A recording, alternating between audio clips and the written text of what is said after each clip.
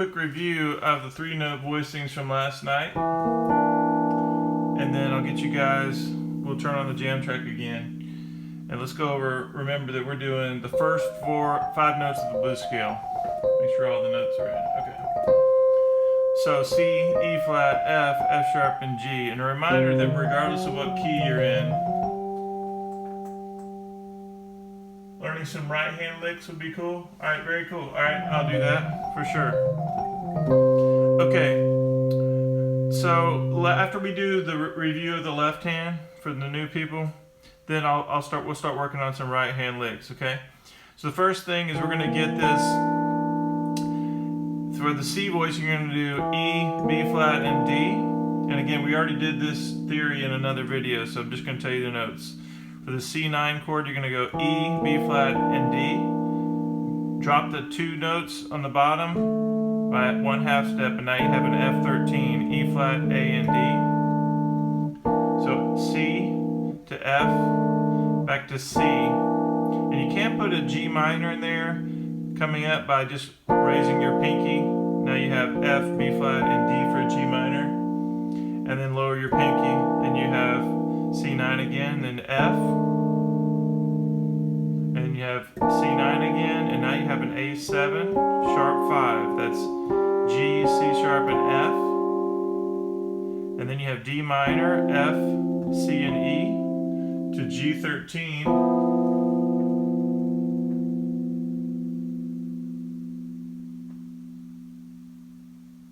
Yeah. Explain what over. Just type that again. What you want me to explain? G30. So D minor, F, C, and E, and F, B, and E for G13. So D minor, you can use this voicing. It's always going to sound great. To G13, F, B, and E. Then you have 1, 6, 2, 5 as a turnaround. That comes at the very end of the blues. Explain the various ways.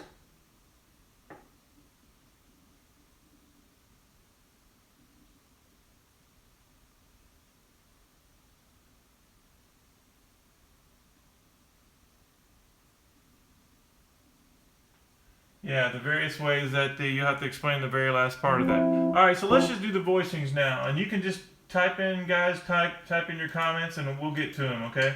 So here we go. So C 2, 3, 4, F 2, 3, 4, C 2, 3, 4, F 2, 3, 4, F sharp diminished if you want. C9, same voicing note. A7, D minor. 1, 6, 2, 5. I use a tritone. We'll talk about that later. C, F, F, C, A, D minor, G. Now 1, 6, 2, 5. C, A, D minor, G. Now, first 5 notes of the blues scale. This is a great thing to do while you're working on your left hand voicings. Just go automatic pilot in the right hand. D minor, G, C,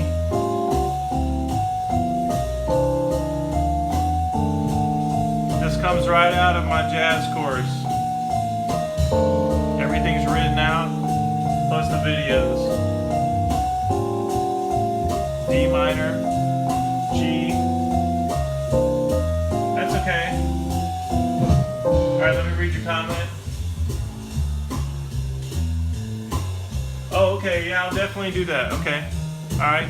So the first thing, let's just talk about, so I'll talk about trio, the way you do things. I'll talk about that in just a minute. I know exactly what you mean. Okay, so the first thing is let's get some right hand licks going. And what I always say is, you got to start small. The first thing is even this in both hands. The first 5 notes of the blues scale, in addition to being able to create lots of cool combinations, it's a great technique exercise. And you would want to eventually practice that in all keys. Look up backing tracks in different keys. Get used to playing in other keys than C. But for now, we're still sticking with C.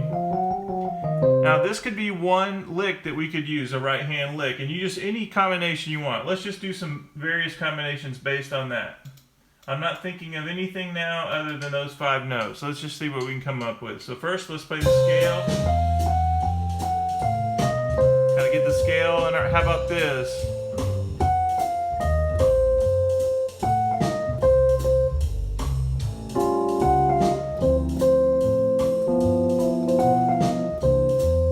Works for me.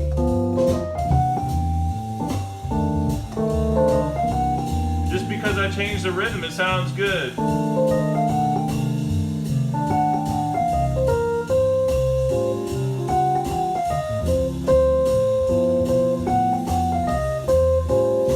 How about this?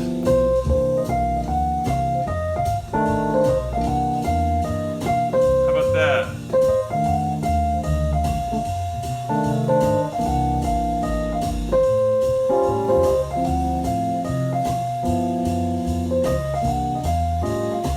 Repeat it again, it sounds good.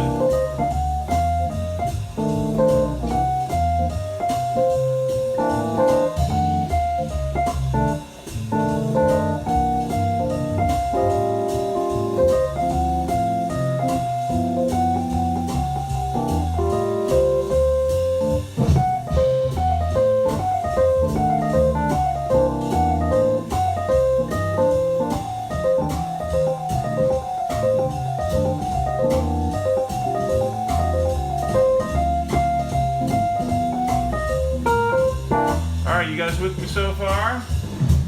See how we can make little melodies out that sound good and you just want to kind of groove with it? And I'm going to show you another cool lick that I want you to do. This also comes right out of my Easy Jazz course. So you start on A and go A, C, D, E flat, C, D, A, C. That's the whole lick. The cool thing is you can take whatever key you're in, you know that the blues scale from that key is going to work. And also an A blues scale, those are the notes right out of the blues scale, the relative major from C. That means the minor key of a C major is A. And so I'm using an A blues scale notes, but I start on the 6th note of a major scale. 1, 2, 3, 4, 5, 6. The 6th note, that sounds great. Now let me show you how that works. Awesome. Okay, so let's practice that.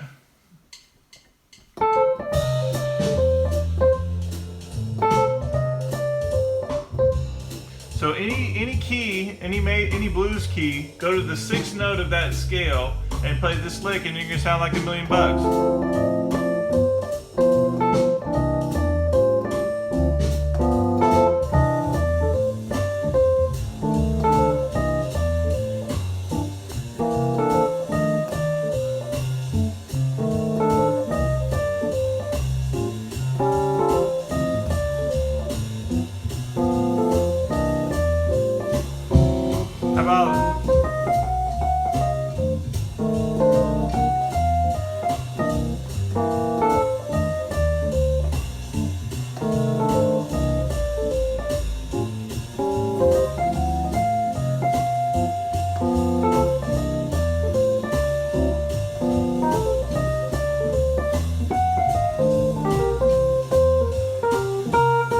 Alright, so let me expand that even more.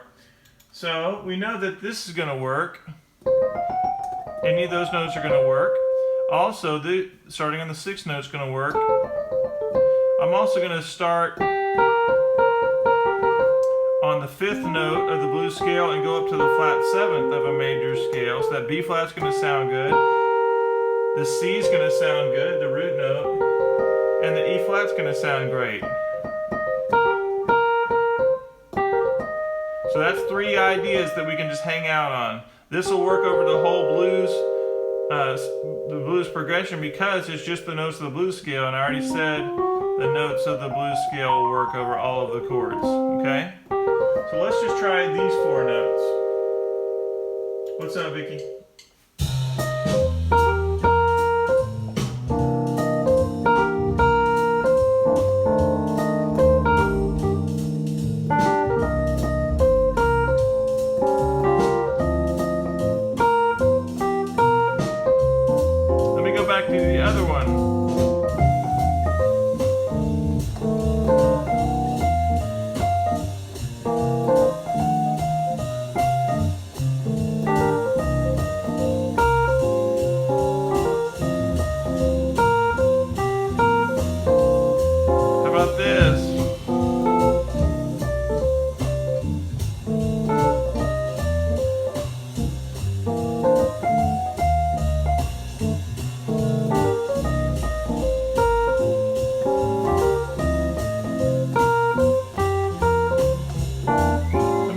real quick.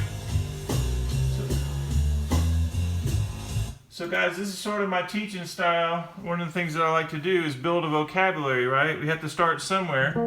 So we learn our simple voicings, and then we're going to wear our simple ideas out. We're going to get some vocabulary going. One of our vocabulary ideas is this, or any variation based on the blues scale, first 5 notes. And then the other one we said, that would be number 1, we'll call it. All right, this would be number 2. Okay, that's the second lick. And then the third one will be notes based off of this: G, B flat, C, and E flat. So 3 vocabulary ideas, okay? If you're with me, go ahead and just put it in the chat box that you get it, and that you get what we're doing, and hopefully you guys are at a keyboard. But this is a great way to practice. You're just getting ideas and work on our vocabulary, and repetition is the key. Here we go.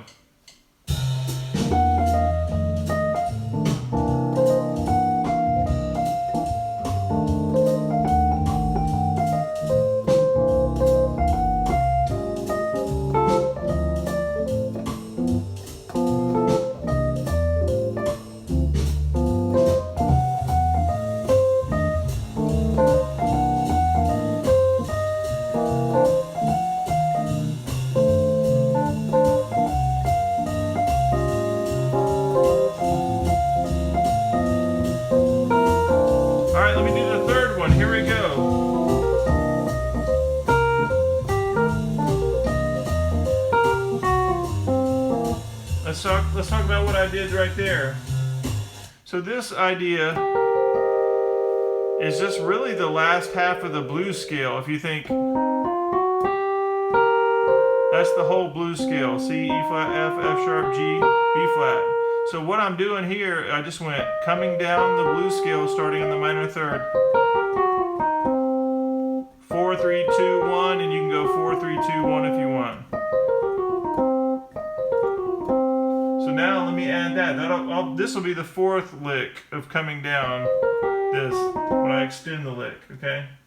That's just a little variation. Let me practice that.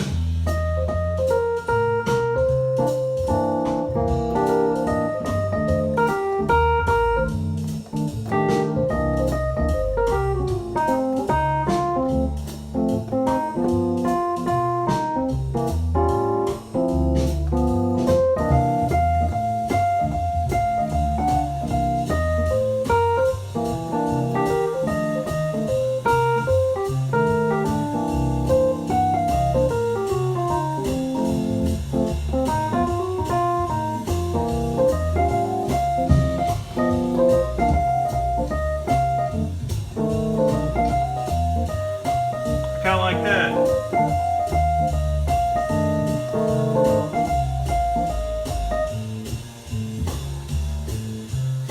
Yeah. So yeah, we're about to get into that. We're about to get in that. Okay. So just kind of making sure that everybody who's with me is kind of understanding the building blocks. Okay. So now that we have that, let's add the major third. Okay. I'm actually going to do an iMusicAcademy lesson on this one tomorrow. Super simple lick, but something to practice in all keys. This is so easy, but the concept is really important. It's called an encapsulation. So there's my third, okay? And then I go third up to the 5th of the scale, to the 4th, and here we go, E flat, E, and the root. So the lick is based around the triad, and you're using the minor and the major third. The reason it's called an encapsulation is because you encapsulate the note above and below, right here. So it's a really important thing when you start getting the major third into your playing, okay? So then, here's another thing you can do all the way through it. I can play this lick, or I can go, when I go to the F7, I'm just going to stay there, same lick, except I'm doing the E flat, okay? So So this is just one example of moving in a different direction or adding to it. Here we go.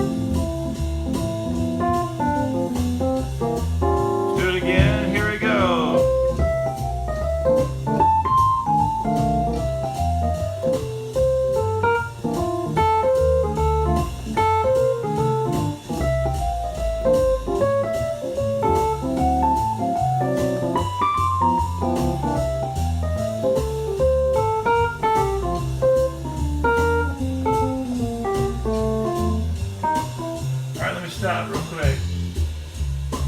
Alright, so you guys see what I did there? I took the lick, and then when I went to F, instead of just doing this, starting on the E flat, I went to the F major, same lick. And then I did C major, and then when I went to the A7, I did it on A7.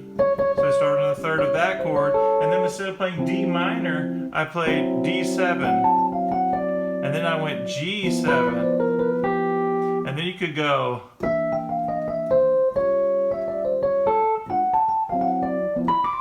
but it'd have to be fast, but that wouldn't sound good over that. All right, let me do that again, just make sure. Let me know you're with me. Here we go.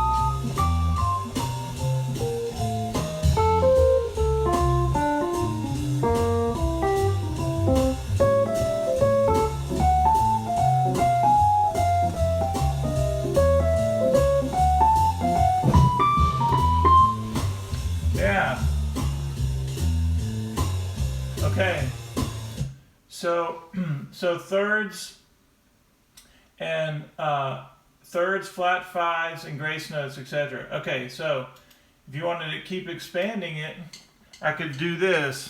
So obviously flat five would be there.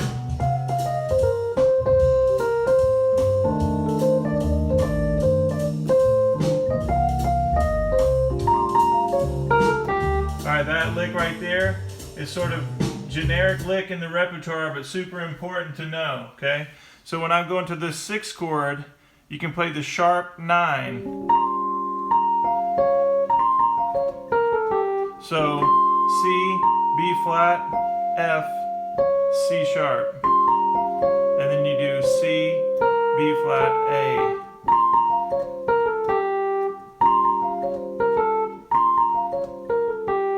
And that would set you up for D minor. See that? This is a little bit more advanced that I wanted to get into. And then you play the sharp 9 again. So I did, let me just do that. Again, this is more advanced than I wanted to get into, but we'll do a few fun things.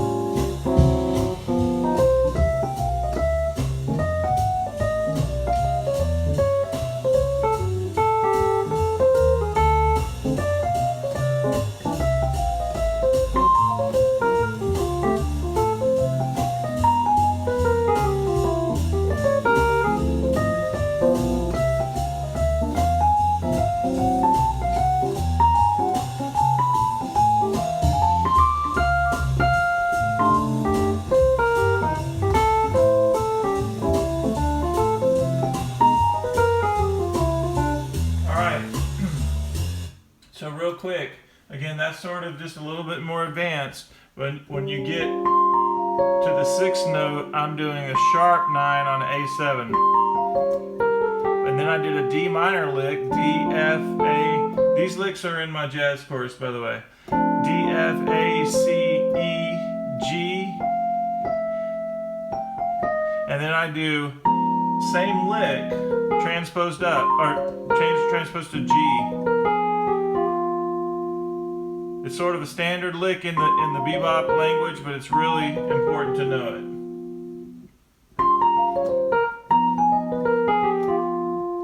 Okay, let me do that again.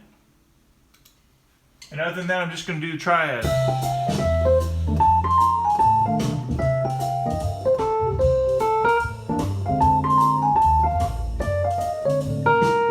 Right here. D minor. 6, 2, 5. There's a little grace note. I'm going minor third to major third.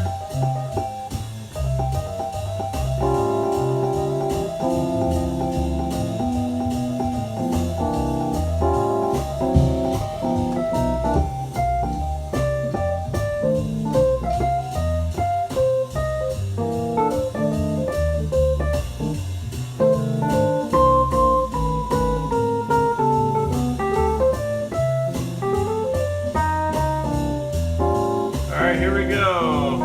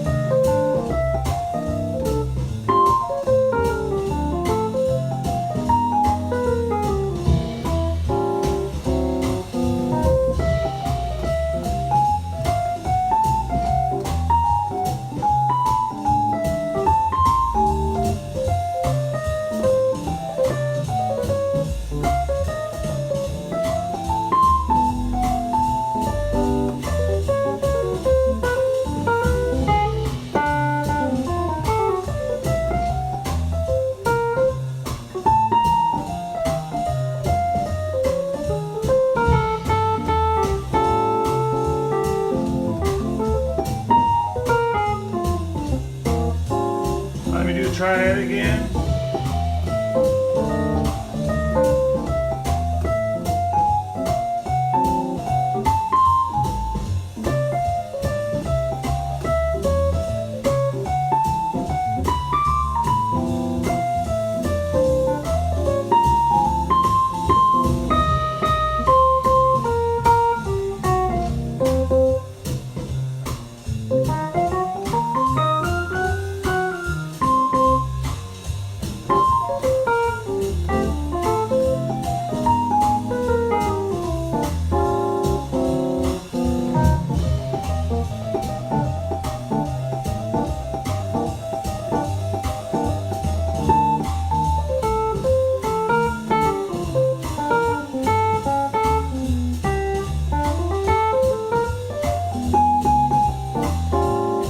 Try it again, just mix it up.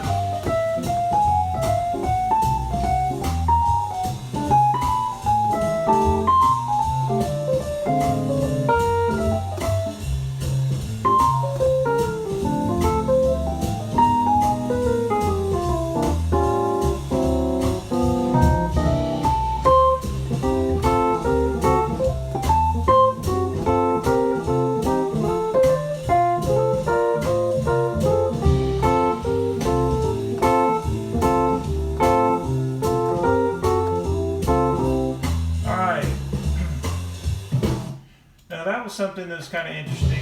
Oop. So something I just did right there is, uh-oh, it's not my camera out of the way. I was playing the blues licks right from Blues Volume 1. If you don't have Blues Volume 1, I'd recommend the bundle for anybody who's watching. It's the best thing. It's 3 volumes plus the free jazz course. I know Vicky has it. But guys, here's the deal. As you learn blues licks, you put them right over jazz, they sound incredible. I mean, like my blues chorus that has this.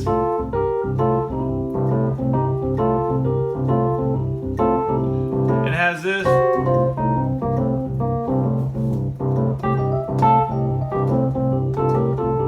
I just put those licks in this one.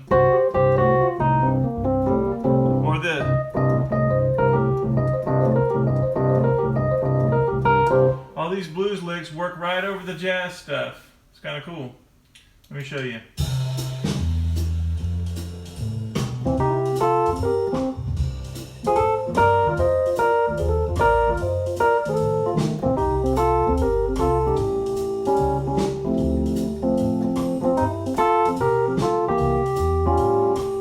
This one also.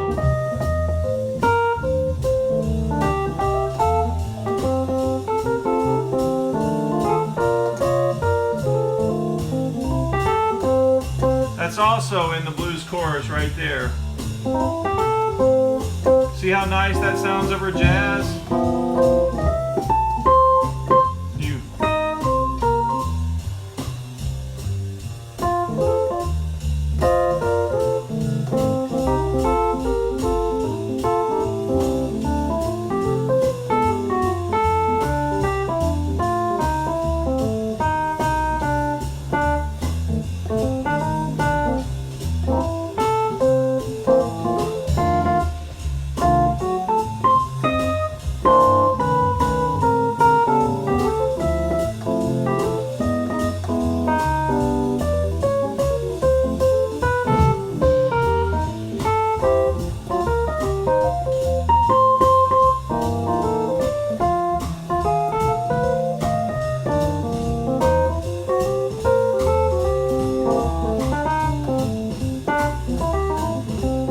Let me go back to triads.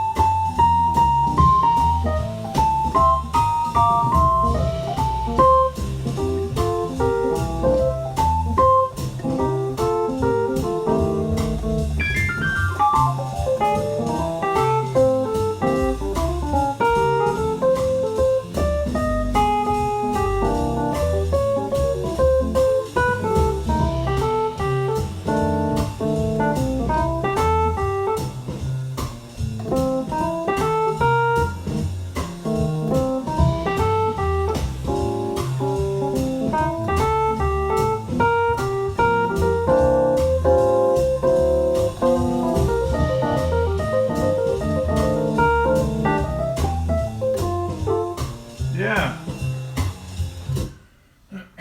Any questions about that you want me to answer? Jim, are you still there? You want me to talk about the band and how that works with the trading force? Or maybe it wasn't Jim who asked that. No. C Queenify. I don't know if C Queenify is still there.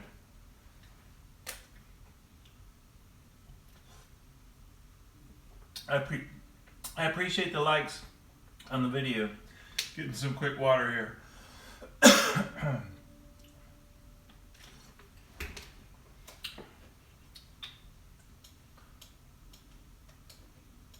Okay, let's just talk about that real quick.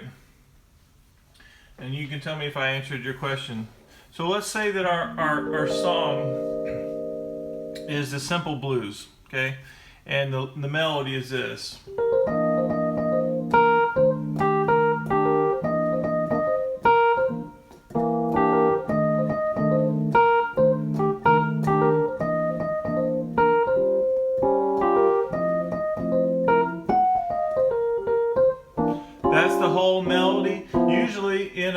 a jazz blues, a jazz song, kind of a swing tune, if it's something like a blues, you'll play the melody 2 times. The band usually will play it 2 times.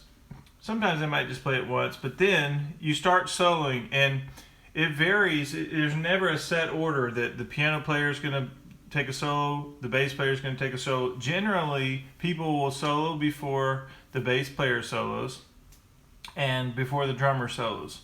But sometimes, people, it all depends. It's just a look, a nod somebody will give, and it could be like you give it to the bass player right away. But that's sort of out. That's not usually the norm. But what happens is you just kind of communicate with visual cues with the band who solos first. Okay. So then after everybody solos, and you decide to take 4s.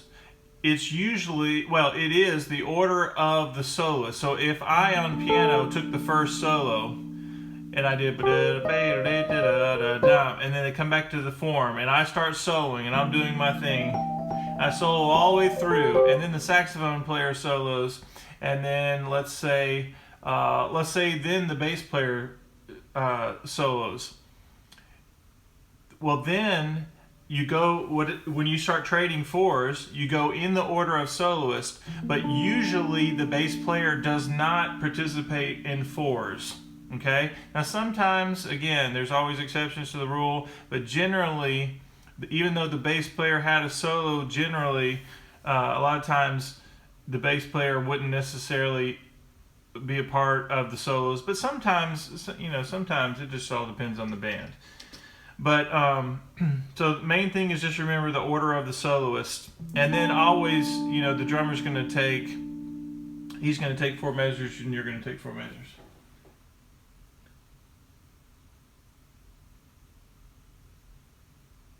Is this chord progression the one the band knows? Yeah, I mean, that's the thing about, the main thing about people in general when they're playing in a jazz band is they know the forms of these songs. They're either going to be, usual standards are mostly 32 bars of length for a lot of standard tunes. Some of them are 16 bars long. Blues are usually 12 bars long. And rhythm, things like rhythm changes and everything are ABA form. So people can, they're hearing the changes in their head, and they know when it's their time to solo. And that's another really important thing, is listening for the other players and knowing the form. If you're taking a solo, you don't want to end your solo in the middle of the form. So let me just turn on the track, and so I have to keep up with the 12-bar form, okay? So here we go. Let me start. I'll play my head of the tune. 2, 3, 4.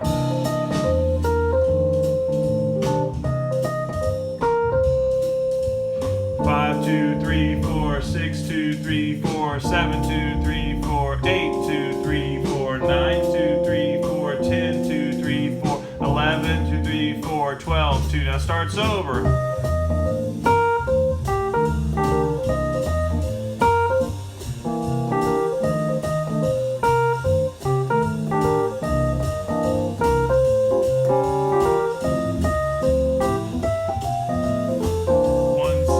Starts over my solo.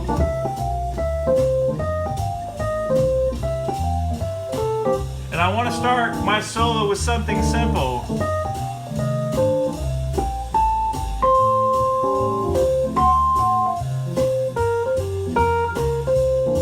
Here we go. I'm going back to the top. Another solo from me.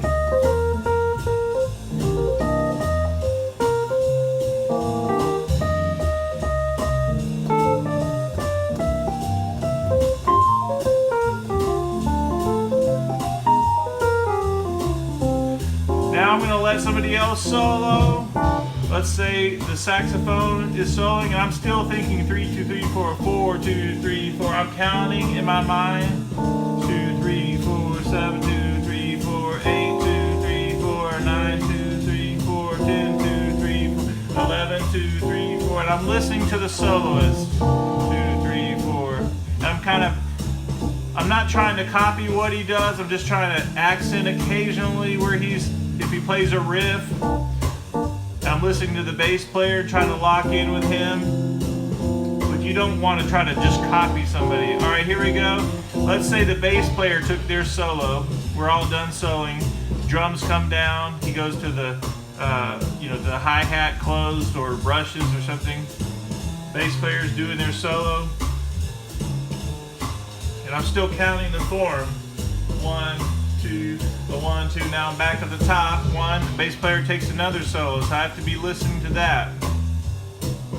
2, 3, 4, 5. 2, 3, 4, 6. 2, 3, 4, 7. 3, 4, 8. 2, 3, 4, 9. 2, 3. And they say, all right, we're gonna play fours. Here we go. I'm gonna go first. 1, 2, 3, 4.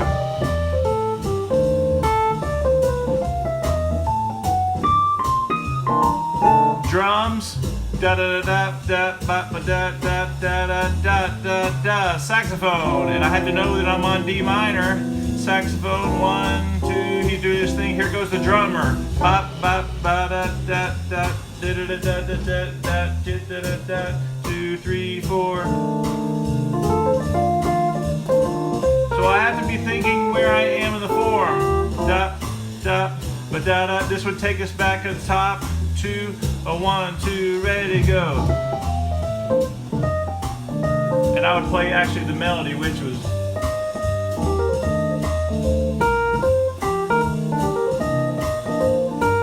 And since we played the melody twice, I'm going to do it again. Here we go, last time.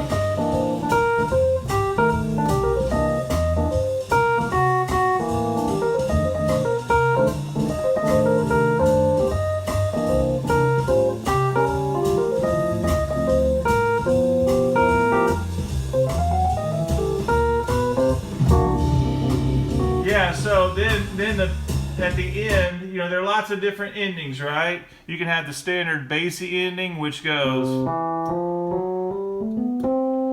Might as well show you that. Okay, so whatever key you're in, C, we're in C, so you go C up a major third, F, F sharp, and then you go up the rest of the scale, G, A, B, C, and then you hit a chord at the end.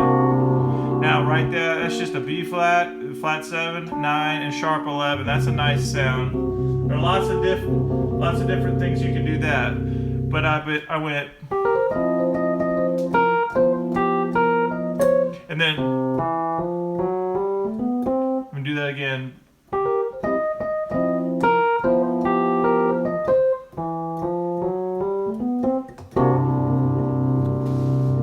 Again, the bass player will do that with you on that kind of ending.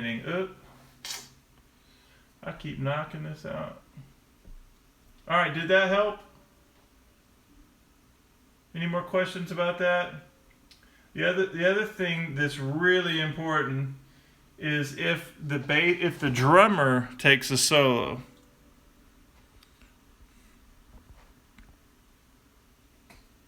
Now, if the drummer takes a solo, you're still thinking about the form.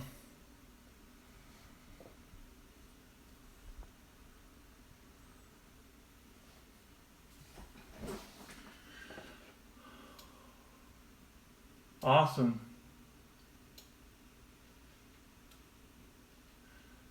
Now that's something, if you have a really good drummer, he's doing a lot of really crazy things, you have to even be more on your toes regarding what's happening there. Any more questions?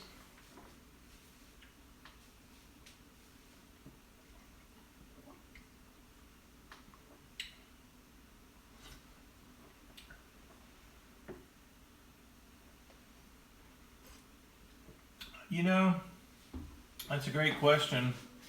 Occasionally, generally no.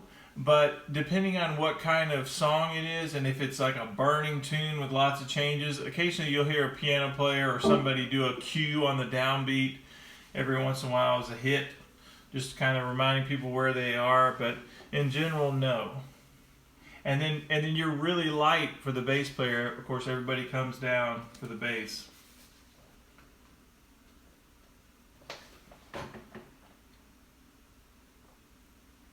Awesome, you're welcome. Yeah, I know. When you start talking about those 13 sharp 9s and all that. You know, sharp 9, sharp 5, flat 5. There's a lot to process there. That's why I didn't necessarily want to go in that, because then you start getting into all kinds of crazy licks and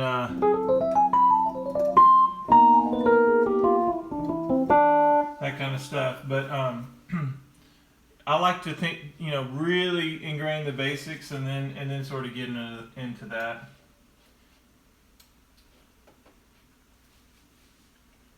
All right, I have a question for you guys. If you guys would do me a favor. Who can do me a favor? If you go to, I think I told you guys to do this last night. My son started using Logic and making his own beats. And he created a channel on SoundCloud. So,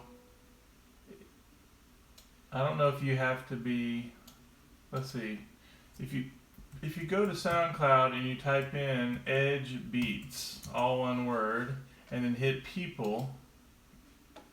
Let's see if I can. Wait, let me try this again. Edge Beats. Okay. Oh, you have to log in. Anyway, if any of you guys are members of SoundCloud, it's totally free. You just have to sign up. It takes a second. SoundCloud.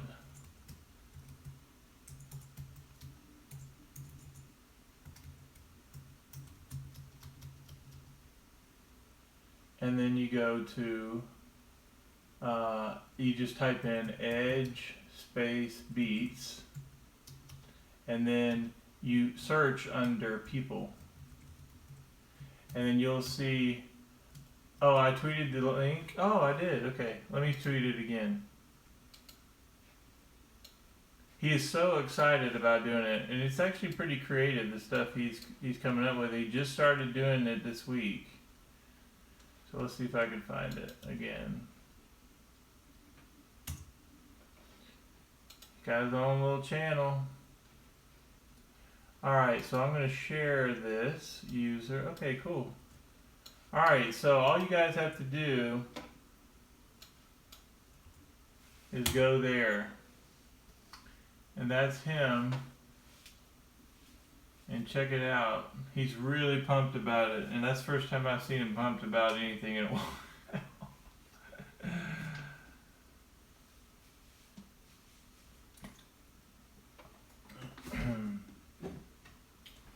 Any other questions?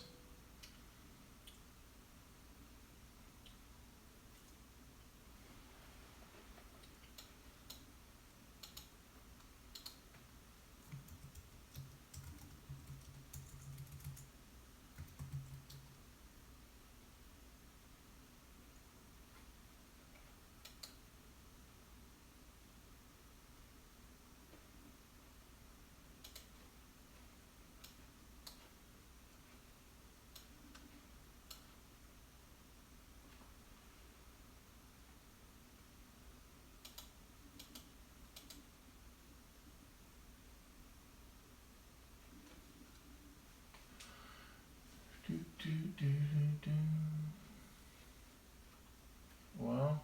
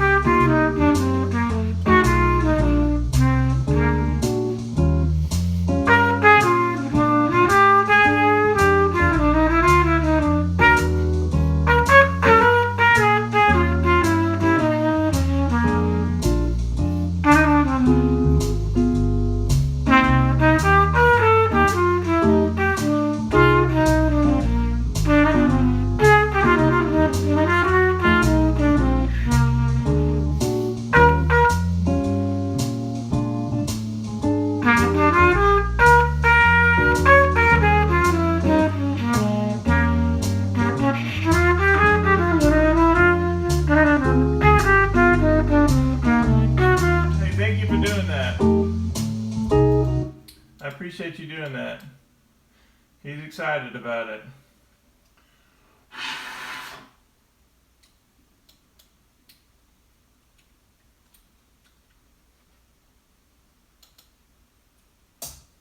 Just let me know if you have any more questions. I'm signing off in 8 minutes.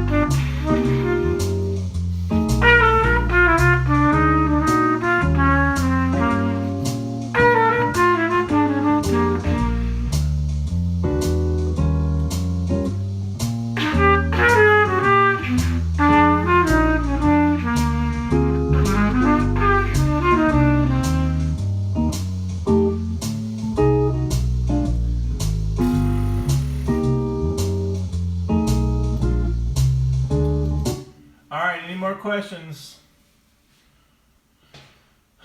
You got 6, 7 minutes. Anything goes.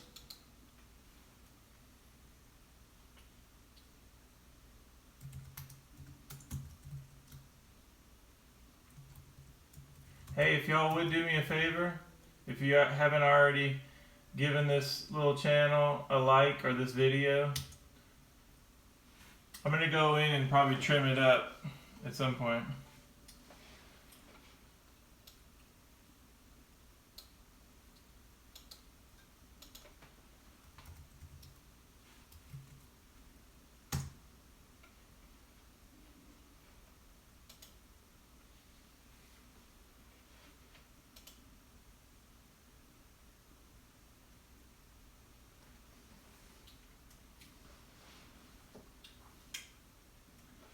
Bum, bum.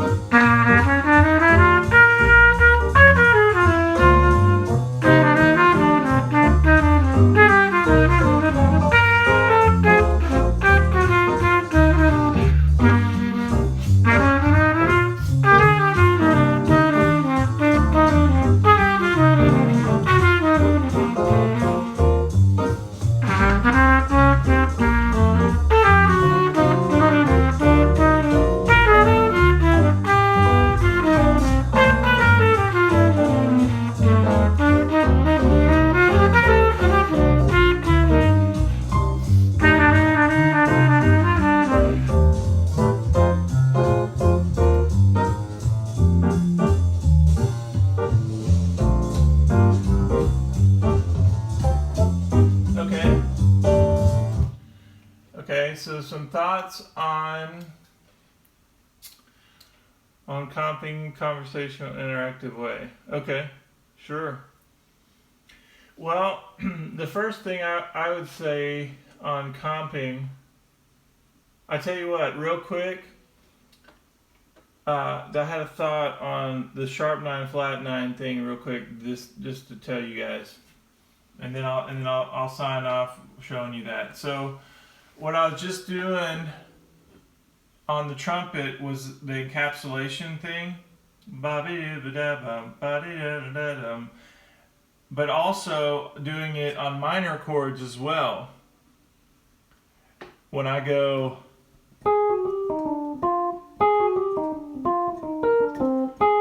so I'm doing a C minor chord, and I'm encapsulating in the 5th instead of the 3rd.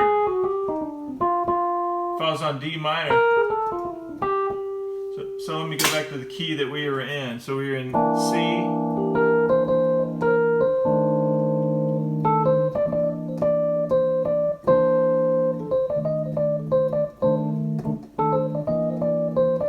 Now watch this.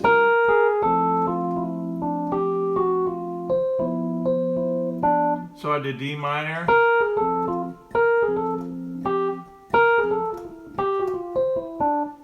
One, 6, 2, 5. So on those major chords, it's really cool to encapsulate the 5th. The 3rd on the dominant chords, and then on those minor chords.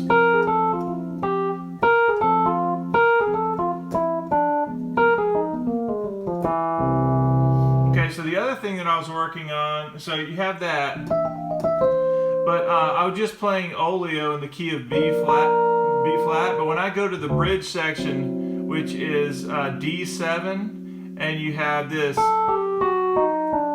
This is such a great thing I'm about to show you, okay? So pay attention. So whatever your dominant chord is, you start on the 5th, down to the 3rd, and then you go to the flat 9.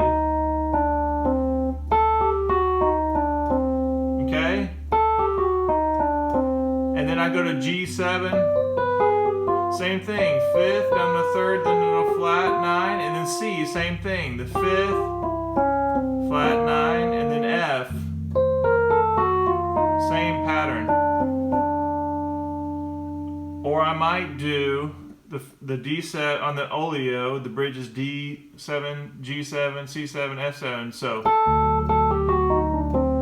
And then I might want to go to, and then I go to C, and then the same thing. So I can mix those up. The other thing is, this is a generic, I'm skipping around on purpose because we're about to run out of time, but this generic Ebersol type lick, right? That gets your flat 9.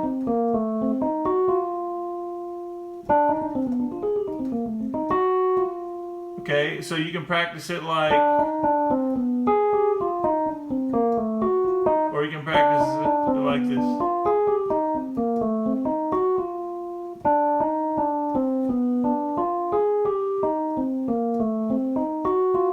So when I'm practicing on trumpet, I'm practicing it down like this, arpeggiating it up, arpeggiating up, or I'm practicing it like this.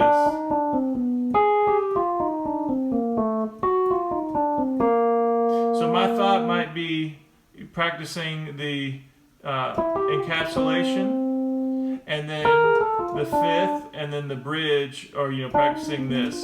So Oleo is a great example of a great tune to practice your simple ideas. Let me try that again.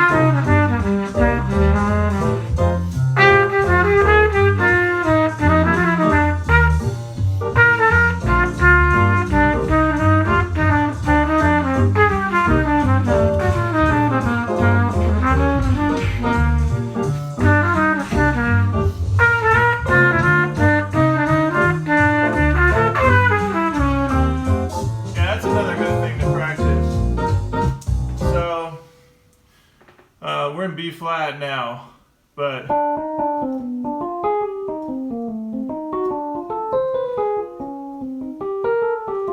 arpeggiating the chords. That brings up another subject. Well, I'll tell you what, that'll be for another night. Let's talk comping for just a second. All right, pick a good ballad. Any ballad any jazz standard ballad. And I'll just give you a concept tonight about comping, and then we'll do it on another day.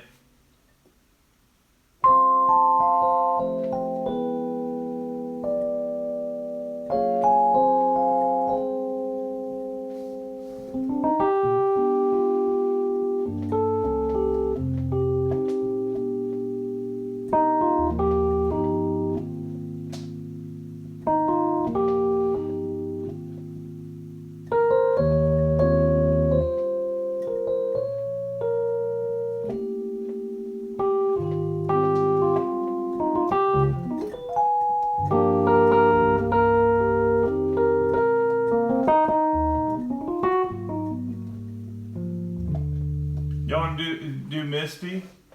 All right, sure. Just might as well do Misty. So let's see if I can do Misty without bass and with just bass and drums. Y'all still with me? Misty, backing track, bass and drums. All right, here we go. Y'all with me?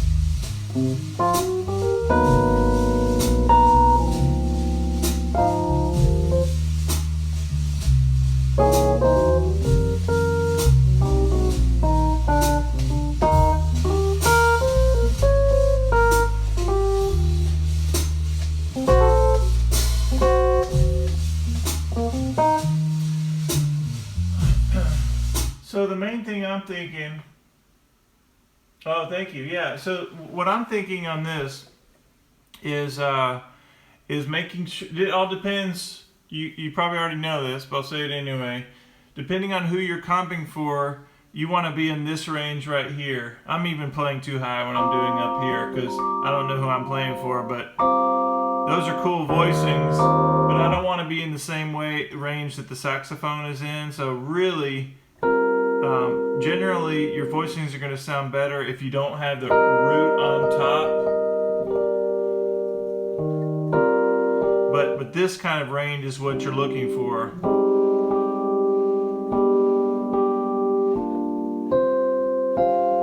Let me do it in C. Let me do something in C so I can show you guys.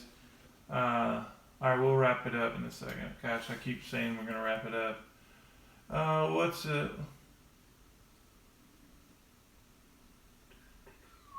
Let me just do something like A Train or something. A Train, backing, piano, drums. Oh, sorry, bass and drums. Okay. Let's see if this does it. So I'm going to do real simple voicings. I actually will put the root on top just so.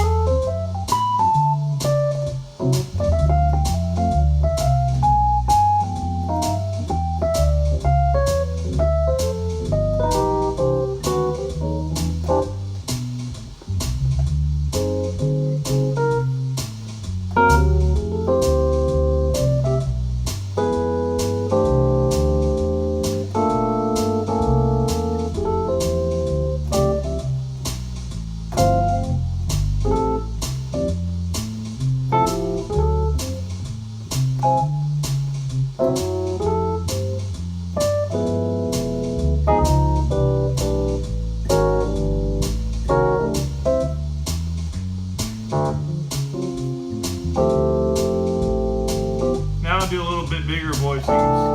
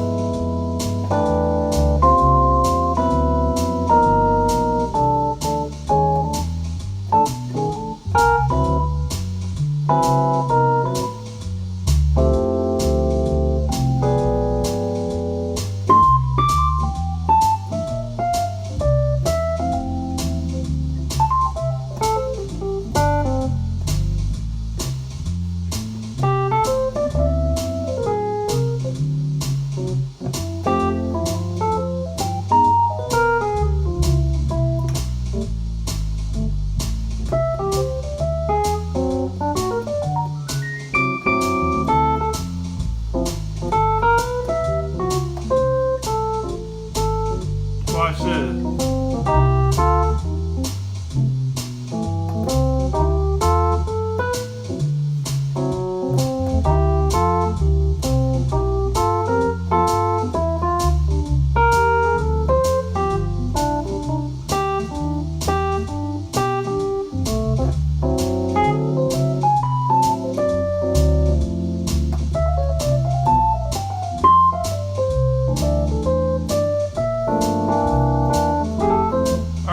Get the idea. right. Have you guys had fun tonight?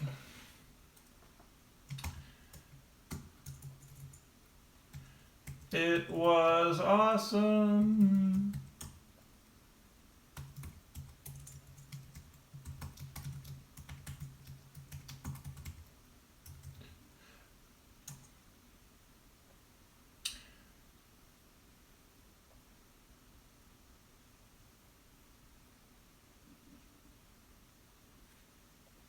Let's do it again.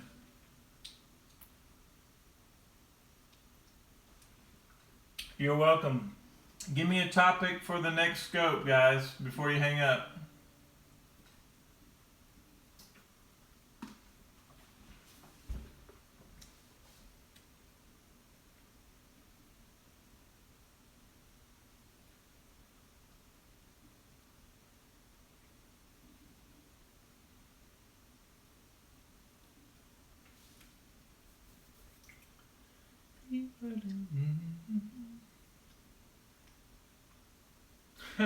More like this.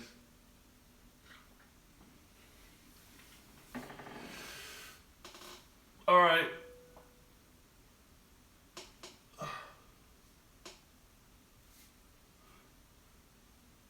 You always say that, Vicky.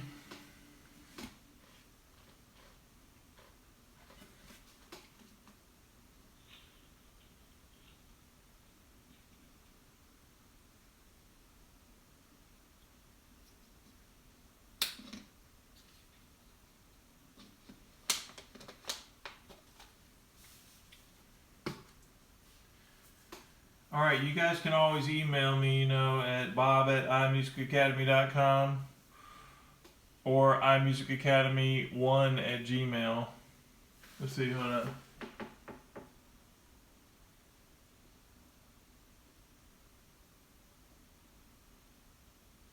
Yeah, it is.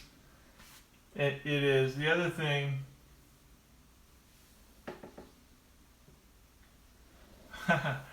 So the other thing about that is, I always teach my students to practice like if we were playing Take the A Train, here's the way I'd want them to practice. Let's see. Let me check this out.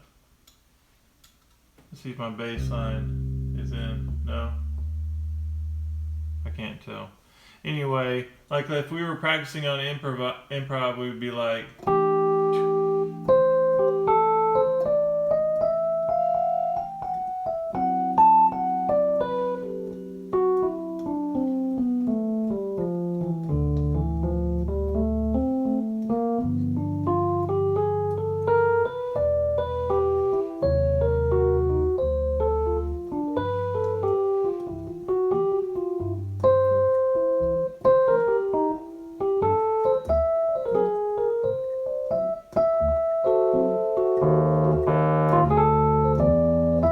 So super slow.